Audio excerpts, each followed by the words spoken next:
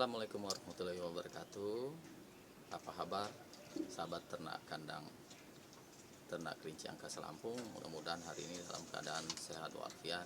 Amin amin ya robbal alamin. Hari ini kita akan berbicara konten tentang hal apa saja yang menjadi alasan kita dalam beternak kelinci.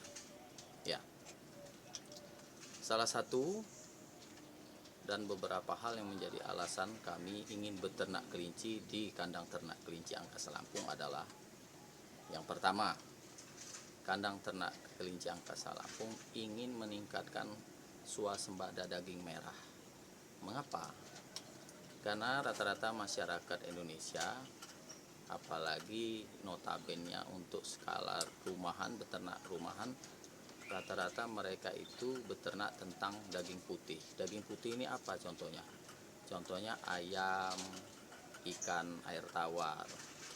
Nah, kalau daging merah ini rata-rata diternak dengan skala besar yang harus punya lahan luas. Masyarakat Indonesia tahunya daging merah ini adalah sapi, kerbau, kambing, yang nggak mungkin itu diternak dengan skala kecil atau rumahan. Atau ikan air laut, itu kan daging merah dan tidak mungkin diternakkan di skala kecil rumahan. Jadi kami di kandang ternak kelinci angkasa ini berpikir bagaimana caranya meningkatkan swasembada daging merah. Akhirnya setelah kami pelajari lewat media sosial, YouTube, Google, FB, Instagram dan lain sebagainya, setelah membaca buku, kami memilih adalah beternak kelinci, karena kelinci salah satu dari daging merah, dan kelinci bisa diternak di pekarangan rumah dengan memakai kandang seperti ini, ya. Kandang-kandang seperti ini bisa juga dikepar di bawahnya dengan ada rumput-rumput. Kita tidak perlu membutuhkan lahan yang luas seperti kalau kita ingin beternak sapi, kerbau, kambing dan sebagainya. Lalu itu satu faktor alasan ingin meningkatkan swasembada daging merah. Alasan yang kedua mengapa kita harus beternak kelinci adalah kelinci ini hewan yang semuanya bisa dimanfaatkan. Daging bisa dimakan, terus kelinci bisa menjadi hiasan. Kita lihat karena kelinci itu imut dan lucu, bisa jadi hiasan rumah. Bisa menghilangkan stres kita karena kita melihat tingkah laku dan polanya, ya. Lalu bulunya bisa disamak dan digunakan untuk bahan pembuatan tas atau dompet, atau bulunya yang seperti kelinci berbulu panjang, bulunya bisa digunakan sebagai bahan baku wol. Lalu kencing kelinci kalau yang murni bisa dijadikan racun rumput. Kalau disemprotkan ke rumput itu insya Allah rumputnya bakal menguning dan mati.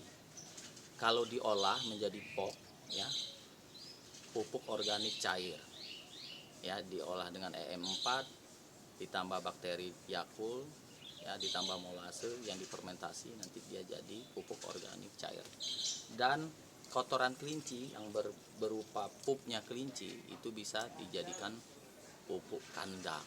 Itu ya, jadi kelinci itu semuanya dapat digunakan, ya, sampai dengan kotorannya. Itu faktor yang kedua. Faktor yang ketiga mengapa kami di kandang ternak kelinci angkasa ini menekuni usaha budidaya kelinci di kandang kami, karena kelinci ini dagingnya lebih murah. Kalau sapi itu per kilonya 135 sampai 125, kalau kelinci saya lihat kisaran di Indonesia ini ada yang jual per kilonya 45.000, ada yang 55.000, ada yang 65.000, ada yang 75.000. Tergantung kelinci itu sudah disembelih atau beli hidup, ya. Itu tiap daerah ya harganya beda, tetapi tidak lebih mahal dari daging sapi. Lalu faktor berikutnya adalah kelinci, daging kelinci ini dapat mengobati kemandulan, insya Allah, ya. Karena beberapa literatur yang saya baca itu dapat mengobati kemandulan, dan daging kelinci itu proteinnya lebih tinggi daripada daging sapi atau hewan-hewan lain yang notabene masuk skup dalam daging merah, ya. dan juga kelinci dagingnya rendah kolesterol. Itulah yang menyebabkan kami di kandang ternak kelinci angkasa ini membidik usaha budidaya beternak kelinci. Kelinci di tempat kami dibagi menjadi dua bagian. Satu kelinci pedaging, kedua termasuk kelinci hias. Dan bagian yang ketiga adalah kelinci hias, masuk dalam kategori kelinci hias dan juga bisa kelinci pedaging. Contohnya kelinci pedaging itu adalah New Zealand, Blygon, Plum, ya, terus itu Himalaya atau Haila. Kalau kelinci hias ada Holland Loop, ada Dutch, ada Fuji Loop, lalu ada Netherland Dwarf. Nah, kategori bisa jadi hias dan pedaging, contohnya adalah Rek, Himalayan, dan lain sebagainya. Untuk usaha budidaya kelinci ini, saya rasa semua masyarakat perkotaan bahkan daerah bisa melakukannya seperti kami. Karena yang seperti sudah kami jelaskan, bahwasannya budidaya kelinci ini tidak perlu memiliki lahan luas. Depan pekarangan rumah bisa, samping pekarangan rumah bisa, di belakang pekarangan rumah juga bisa. Nah, jadi dengan adanya konten YouTube yang kami buat, mudah-mudahan masyarakat ini tergerak untuk membudidayakan kelinci. Karena budidaya daging merah untuk skala rumahan itu sangat langka kalau di Indonesia. Karena biasanya masyarakat Indonesia ini membudayakan beternak itu daging putih, ayam, bebek, ya kalau di rumah itu, lalu ikan air tawar. Jadi dengan adanya budidaya kelinci ini, kita bisa beternak daging merah di rumah. Kalau ada beberapa masyarakat bilang begini, saya tidak bisa beternak karena sibuk. Kami di kandang ternak kelinci angkasa, selain beternak juga kami adalah rata-rata pegawai, baik pegawai negeri maupun pegawai swasta. Dan rata-rata juga pastinya bekerja jam 8 berangkat ke kantor, jam 4, jam 5 kami pulang. Tapi dengan adanya usaha ternak kelinci ini sangat mudah merawatnya ya. Jadi sebelum berangkat ke kantor, setelah sholat subuh, kita kasih makan kelinci. Nanti pulang dari kantor, habis maghrib atau isya kita kasih. Jadi kelinci ini memberi pakannya hanya sehari itu adalah 2 kali. Itu. Oke, sahabat kandang ternak kelinci angkasa, itulah beberapa alasan mengapa kami di kandang ternak kelinci angkasa Lampung ini membudidayakan kelinci. Semoga beberapa alasan yang kami ungkapkan tadi dapat menjadi semangat dan motivasi bagi rekan-rekan semua di luar sana yang ingin beternak kelinci dan meningkatkan swasembada daging merah. Karena daging merah ini bukan hanya sapi, kerbau, kambing, atau ikan laut yang kita kenal, masih banyak hewan-hewan lain yang dapat kita munculkan ke permukaan untuk menjadi konsumsi. Ya, salah satunya adalah kelinci, yang mana tidak perlu memiliki area atau luas lahan yang besar untuk membudidayakan. Bisa di pekarangan rumah atau di belakang rumah. Oke,